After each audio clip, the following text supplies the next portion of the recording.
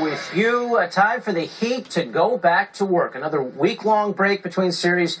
They're earning it 8-1 in the postseason thus far, but now the sledding gets a bit harder. Yeah, a tough, physical Pacers team on tap. Indiana held LeBron to an average of 21 points per game during the regular season, his lowest output against any Eastern Conference opponent.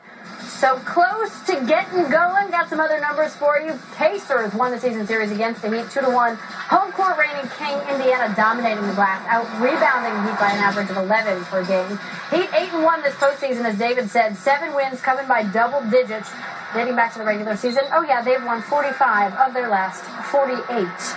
When it comes to the conference finals experience, well, the Heat, they have a decisive edge, as in 194 games of experience on its roster.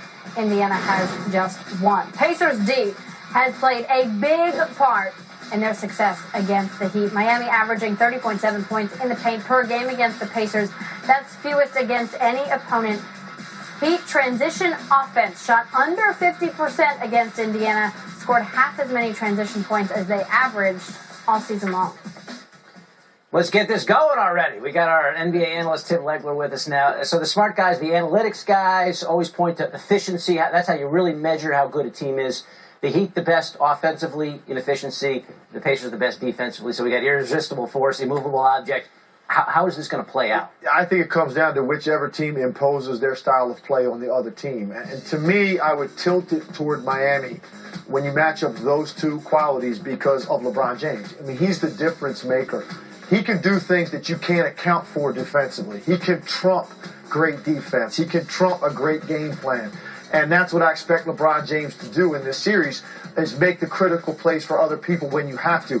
What the statistic we just put up there, though, the points in the paint difference between what the Heat do against every other team in the league and what they get against the Pacers is very significant. And if you really want to look at an indicator in this series, look at that. Points in the paint. Rebounding is going to be huge in this series. And then how much time does Roy Hibbert spend on the bench because of foul trouble? To me, that's the tipping point in the series. Roy Hibbert cannot spend first halves of these games on the bench because he picks up too early or he's got 3 in the second He's quarter. gotten better with that, has he not? He has gotten much better at going up and down vertically and making some guys make contested shots over you at the rim.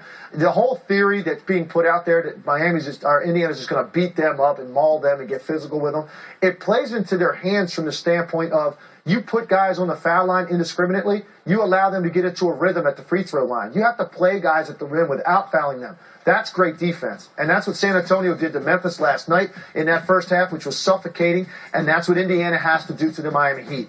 Be there, clog the lane, and take some fouls when they warrant it. But you can't just be hacking everybody that comes at the rim in your direction. They don't have the depth to do that up front, and they have to have Roy Hibbert on the floor. Now, that Heat team, as you mentioned, points in the paint, a team that loves to slash to the basket. Dwayne Wade, one of the best at that when he's right. Legs, he hasn't been right. Yeah. His knee, and he said even with the rest he's getting, his knee's not going to be better in this postseason. How critical is it for them to get a Wade that's close to form to win this series? Well, it's a major factor, and for me, if Dwayne Wade's 100%, I would probably say this is a 5, at most 6-game series. But what I've seen out of Dwayne Wade makes me think that this can be a 7-gamer, that Indiana can give them all they can handle. Because when you take Dwayne Wade and reduce him to 70%, and he has no lift on one leg, his jump shot right now is fairly ineffective. And you know he wants to get to the rim, but he can't elevate once he gets there. If he's a 12 to 16-point-a-game player in this series, that's a tremendous advantage for the Indiana Pacers. And Lance Stevenson needs to be paying attention to it. He needs to play aggressively, with confidence on both ends of the floor, make Dwayne Wade work defensively to cover him, and then athletically get up into him and understand that right now you got to take away any comfort zone for Dwayne Wade because he has a hard time right now elevating to beat you off the dribble. It's a major factor in the series and something we really need to watch early on. How does he look? How does he look as the series progresses? Because he seemed to get worse as the Chicago series wore on. And Indiana's more physical. Until Game 5, and then Wade had good minutes burst. in the fourth. He had a burst that helped put that series away, but that was really one of the few he had in that series. He's clearly not right.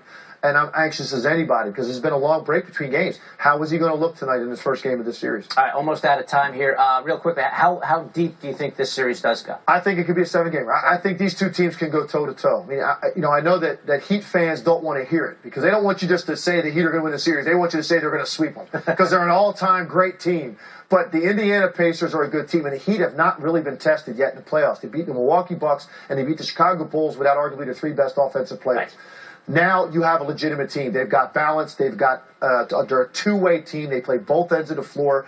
They've got emerging young players that are gaining confidence, and they have enough depth, and they're well coached. This is a legitimate basketball team that you're playing this time. And there's smaller margin for error.